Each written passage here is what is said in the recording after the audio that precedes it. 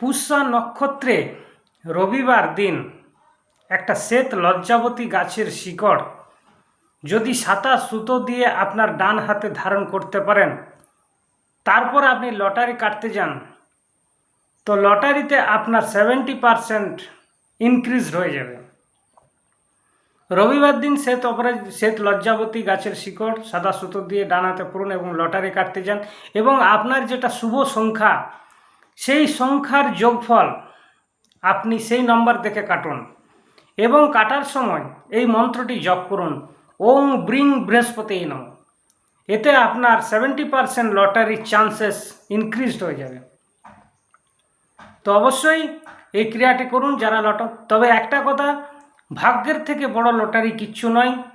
তবে এই ক্রিয়াটা করলে আপনারা লটারিতে ভাগ্য ফেরাতে পারবেন। সবাই ভালো থাকবেন, সুস্থ থাকবেন এবং কমেন্ট সেকশনে ওং ব্রিং বৃহস্পতি মন্ত্রটা লিখে যেতে ভুলবেন না। জয় তারা, জয় গুরু বামদেব।